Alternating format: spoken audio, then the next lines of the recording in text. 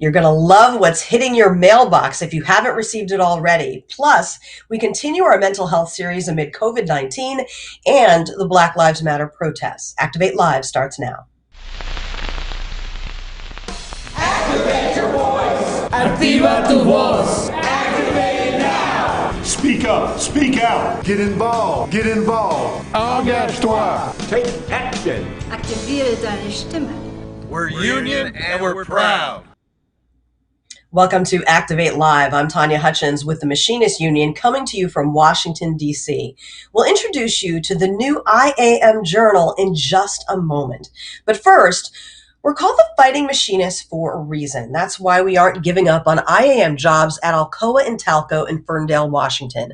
The union is engaged at all levels to find solutions to roughly 600 jobs scheduled for layoffs at the end of July. Now, the positions affect Local 2379 in District 160. General Vice President Gary Allen says when a plant like this one closes, it's a blow to the whole nation. IAM District 751 members ratified a new contract at Triumph Composite Systems in Spokane, Washington. It's a 3-year agreement with several improvements, including a $1,000 signing bonus, a 2% wage increase, pension increases, and the elimination of a 2-tier wage system. We have an action alert for you. To tell your senators to remove harmful pension language from the HEROES Act before it comes up for a vote. A coalition of 19 labor unions, including the IAM, wrote a letter urging the U.S. Senate to improve the legislation and then pass it. Without the change, retirement security of millions of Americans would be at stake. Well, the IAM Communications Department works hard to keep our members informed, and part of that effort includes the IAM Journal, which is hitting mailboxes as we speak. Well, we've received positive feedback about past journals in printed form, so we'd like to give you a preview of the latest edition. So joining us now is IAM Communications Assistant Director Jonathan Battaglia. Thanks for being here, Jonathan. Hey, Tanya, thanks so much. Good to be on the show. Well, this is the IAM's flagship member publication. So what is the theme of this edition? So this edition we actually started work on before the COVID-19 crisis began. So once the pandemic started to unfold and it changed our way of life in pretty much every way, we knew that we had to retool this journal, and we adapted quickly to do that. And when our members receive this journal, they'll see that this journal tells the stories of our members on the front lines, really heroic stories. And there's also a lot of resources out there of things that the IAM is doing to keep our membership informed and safe during this difficult time. Now I see here we're showing page 6 with a story called A Greater Good. Tell us about that story. Yeah, so this is a story about members in Wisconsin that build ventilators for GE. And they really had to ramp things up. Obviously, there was a shortage of ventilators in this country and around the world. And so they took matters into their own hands. They ratified an emergency 1-year contract in order to put their full effort behind producing as many ventilators as possible. And those ventilators right now that are Machinists Union made are out around the country saving lives every day. So we're extremely proud of those members, and it was proud to tell their stories. You know, I love how the article highlights member voices, and there's a video in this one? Absolutely. There's a video produced by one of our staff members, Valana Cochran, that speaks to several members up there in Wisconsin and just the pride they feel, and they should feel, for doing what they're doing and building those ventilators. Now, flipping the pages a little bit, what's on page 14? It's on the job. So, on the job to protect our essential machinists. You know, our business reps, our local lodges, our district lodges are out there. You know, they have not missed a beat during this important time, and they're doing things like urging employers to provide PPE. Our entire union has mobilized to do that. Hazard pay for our members, who are risking themselves and their families to do the work that they do. And so this tells their stories. And it's just another reason why, especially in times like these, it's important to be a member of a union like the IAM. Well, it really highlights how the IAM is mobilizing our members, during this pandemic. Moving on to page 26, we have an air capital of the world steps up in pandemic fight. I think this article really shows the adaptability and the resilience of our members. Tell us a little bit about that. Yeah, our members in Wichita, Kansas. It's known as the air capital of the world. They're some of the best aerospace workers in the world, but they switched gears, just like a lot of our members did, and they've been also producing PPE and ventilators, face masks, and face shields. And so they've stepped up, and that's their story there, and we couldn't be more proud to tell that story. And finally, let's go to an article that features our transportation department. How are our members there in the airline industry stepping up during this pandemic? Well, it's actually our airline and our railroad members. Just because this pandemic's going on, we had to keep the wheels turning on this economy and the ability for people to move themselves and products around the country and the world. And so our members have been on the job the whole time. In the railroad industry, especially getting healthcare professionals to and from work every day. That can't stop. Our members are out front in that. And then this also talks about the efforts that our union took to really save the airline industry, which is still in a lot of trouble, and the efforts that we took legislatively to move money to the airline industry and make sure that money is spent and gets into the wallets of our membership. So, yeah. I love how this is really, focusing on our members and showing what people don't know that our members do every day and how important it is. How can people view this IAM Journal online if they haven't received it yet? So, yeah, if you haven't received it, you will in the next few days or next week. But you can view it all online right now at goiam.org. And it's right there up front like you're showing now. You click on that, and Ross Olson in our department designed and developed a beautiful new website where you can look through this journal, view the videos, view everything that you would in the print edition, and you can see it all online right now. And I love the fact there, when I checked it out, there's a way to see past journals as well. So that's wonderful. Absolutely. Yeah, you can go back in the history of the IAM Journal and see all the work that's been put out. So, Jonathan, what if there's someone out in the field in one of our locals and they have what they think is a good story idea? What should they do if they have a story idea for the journal? Yeah, not just for the journal, but for anything that you think we should know about. Contact your territory, contact us, and we're happy to speak to you. That's why we're here, is to tell your stories. That's why we do what we do. We couldn't do it without our members. And that goes for this journal. The members that took time, especially right now, to speak to us and to elevate their voices to a larger audience. We couldn't be more thankful for them. Well, it seems like a lot of work went into this. What does it take to put together the IAM Journal, Jonathan? Well, it takes all of our staff here in the communications department. It also takes the territories, districts, and locals around the union working with us, specifically in our department, Michelle Furman, who did another just tremendous job designing and laying out this journal.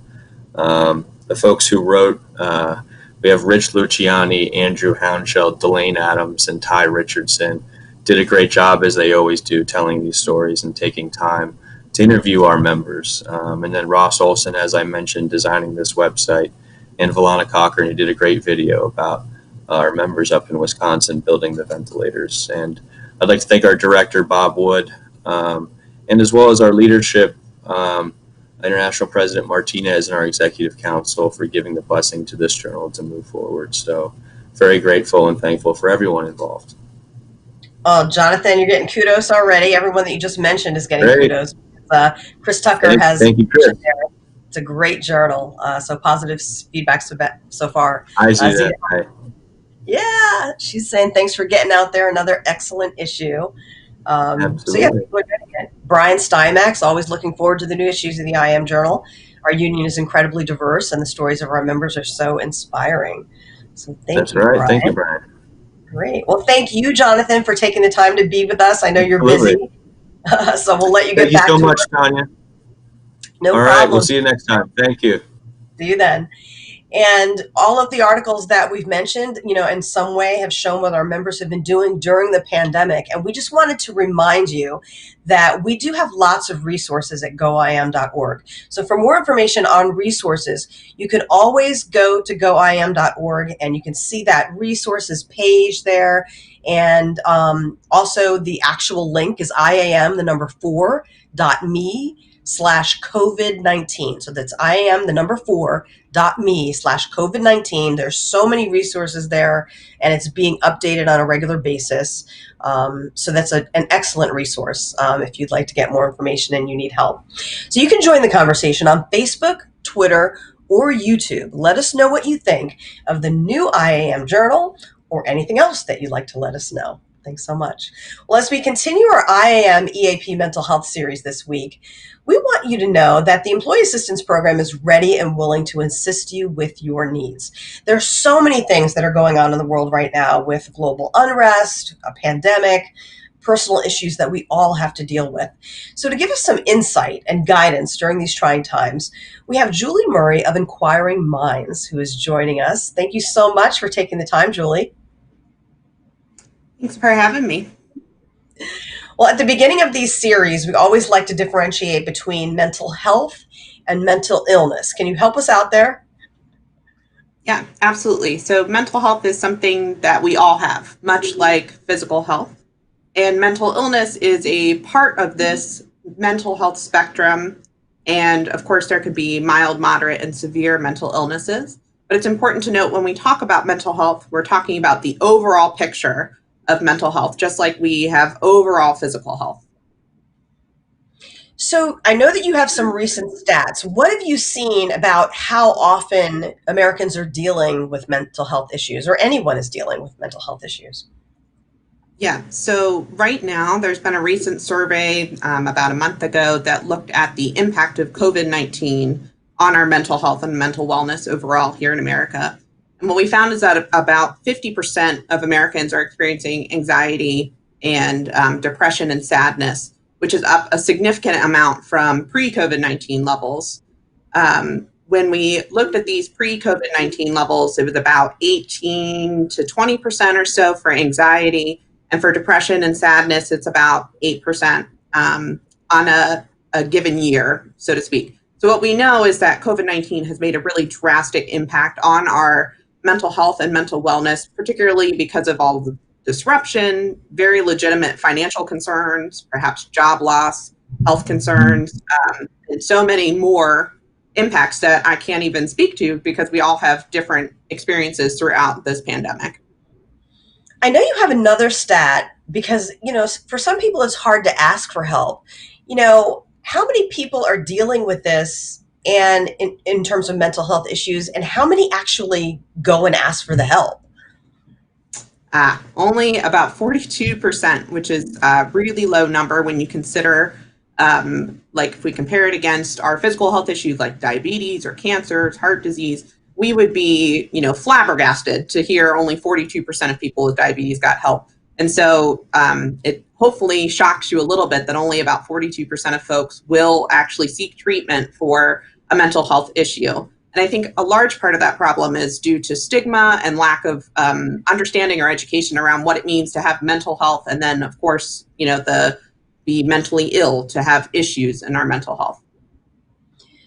Now, professional wellness is important, and I know that you're collaborating with the IAM Employee Assistance Program. So what have you worked on so far? Because we have so many different members. Yeah. So I have been fortunate enough, some of you may know me already. I've been fortunate enough to work with the retirees program, EAP, a couple of the different levels, the CERT program, and veterans. And what I've been doing is coming in and giving one of our 3 presentations that we offer. So the first is Talk Saves Lives, which is about 45-minute presentation developed and hosted by the American Foundation for Suicide Prevention, which I am a board member here in Maryland for. The other one that I've been doing is Safe Talk, which is a 3-hour suicide prevention workshop that is interactive, and it is going to be available in a couple of different programs. I know that we've been talking about rolling it out into a few more. And then the last one that I offer is Mental Health First Aid, which is an all-day 8-hour training. It's a long day, but it's a good day. And that is about recognizing signs and symptoms in our loved ones, and then knowing what to do next, basically. So a lot of us struggle with, we know somebody's maybe not doing so great, but we don't want to make it worse or get involved, or we don't know what's available, how we can help. Now, you mentioned signs and symptoms, and I know that the Safe Talk one involves what you call the suicide alert helping, and it stresses safety while challenging taboos that deter open talk about suicide. So how can we break down those taboos? And I'm so glad we have this number up here for anybody that's in crisis now. But how do we break down those taboos? Yeah, that's a tricky one. And so you can come attend the 3-hour training if you want all the information, but very quickly, a lot of it is based on fear or lack of understanding. And so we are scared of making things worse, of offending people by asking about their mental health, or maybe we just simply don't know where to go next or what steps to take. And so suicide alert is this idea that all of us can be alert to the idea of suicide, meaning that we don't push it under the table, that we don't hesitate to talk about it, and that we are comfortable talking about suicide. And again, a lot of this comes down to fear. So we often will dismiss, or avoid signs and symptoms because we don't connect that person with the idea of suicide. We're not thinking about suicide overall, or maybe we just don't even want to acknowledge it. And so there's a lot of that going on. So first, you just need to know that it's okay to talk about your mental health, and that, yes, suicide is a very serious issue, but it doesn't need to be scary to talk about, that you can be open and honest and direct with your loved ones, your coworkers, your family, your friends, whoever, and you can start this conversation and break it down. And so, if you're worried about somebody, it doesn't need to be a big production. You can just say, hey, I noticed you haven't been coming out for coffee, whatever you've noticed. Is everything okay? That's it. It's real simple. And then once you kind of talk to them a little bit and you think maybe suicide is an issue, you want to ask them directly about it. So, are you thinking about suicide? And this helps establish you as somebody that's comfortable, even if you are not comfortable. It opens up that line of communications with that person and lets them know that you're there, that you care, you see them, and that you can connect them to help. So this training is so important, and we have people that are EAP trainers in the field and people who want to become EAP trainers in the field. So how much does this training make a difference between someone who is not trained? Yeah, so I hope everybody gets a lot of value and education out of the training. Realistically, anyone that talks to other human beings should be trained in mental health and suicide alert type trainings. And this is going to be especially helpful for those that are working with people in more sensitive kind of ways or responding to crisis. And of course, employee assistance programs are going to naturally get more mental health crises or urgent situations than the average individual. And so I hope that this training helps kind of bust some of those myths, and then also gives them the chance to practice role play, ask the question, and realize, that that first time might be a little bit scary to ask, but once you get used to it, it gets a little bit easier as you go. That's good to know. Who's eligible for this training? Yeah, so Safe Talk is provided by LivingWorks, which is an international body, so you can find it anywhere near you. Here in IAM, I know that we're offering it for the EAP. We've offered it to the seniors before. The CERT trainers, I believe, are coming on board for some of this. And basically what it needs to be is you have to be 15 and older. You can find trainings on the LivingWorks website if you'd like, livingworks.net. And, hopefully when we start back up and everything is lifted, we have the education center back up, you can come find me here in Maryland. In the past, we've talked about coping strategies, and you had mentioned you had a cat earlier, and I asked you, do pets help? Yes, absolutely. So I locked my cats and dogs out of the room so that they didn't interrupt since they love to bark and get up on the table and all sorts of stuff when I'm doing important things. So pets absolutely help your mental health. They help your mental wellness. Anything that kind of gives you joy or makes you feel at peace is an excellent tool. And of course, the basics, getting good sleep, eating well, getting out and moving, getting outside. Those are just kind of the basic tenets of self-care. You know, in one of our episodes in this series, we had someone write in, that they were actually in crisis, and they were thinking about suicide. So what should a person do if they're watching and they're in crisis right now? Yeah, absolutely. So please reach out for help. Know that it's not as abnormal as we like to make it seem. So we estimate that 1 in 20 people at any given time are thinking about suicide. So here's the National Suicide Prevention Lifeline here in the US. I know that we have the Canadian number as well, so maybe that can pop up. But 1-800-273-8255, you just give them a call. You can call if you're worried about somebody, if you are thinking about suicide yourself, and just know that there is hope, and that you can talk with folks and hopefully get the help that you need. I'm so glad that these numbers are available, because you're right. Sometimes you just need to talk to somebody. How can we get more information on Inquiring Minds? Well, thank you for asking. You're welcome to find me on my website, inquiringmindsllc.org. You can find me on Facebook and Instagram. You're welcome to come find me on LinkedIn or, whatever. We can chat a little bit about mental health, mental wellness, or you can just follow me on social media. Great. Thank you so much, Julie. You gave us a lot to think about. Thanks for taking the time. Yeah, thanks so much for having me, and I'm wishing you good mental health. Thank you. We all need it at this point in our lives, more than ever. Thanks. So that was Juli Murray from Inquiring Minds, LLC. So we want to thank you for all the comments that we've had so far. Keep them coming, whether it's on Facebook, Periscope, Twitter, or YouTube. So you can join the conversation, even if you're watching the replay. It's okay. Just make a comment on this video right now. So we're about to do some upcoming events. So grab a pen and paper or type this into your calendar if you have it on your phone. So we have a couple save the dates for you. The AFL-CIO has rescheduled the Workers First Caravan for Wednesday, June 17th.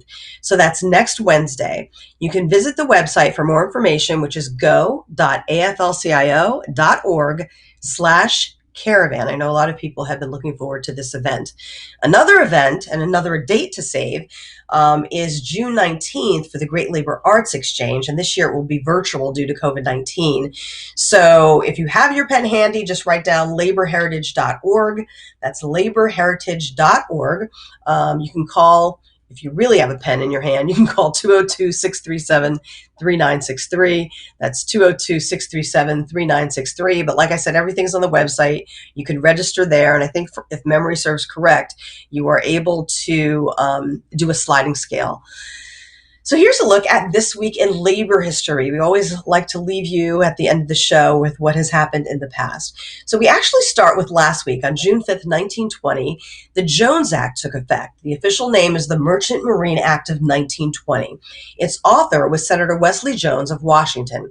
It ensures that only American-built, American-owned, and American-flagged vessels can operate in domestic commerce, which aims to strengthen national security and help the U.S. economy by protecting American shipbuilders. On June 8th, 1966, 35,000 machinist union members began a 43-day strike against 5 carriers. It was the largest in airline history at the time. Now, the mechanics and other ground service workers wanted to share in the airline's substantial profits. Well, that's all we have for you this week. Please join us next Wednesday at 3 p.m. Eastern, noon Pacific, for another episode of Activate Live. Be safe, be well, and please be active in your union. See you next Wednesday.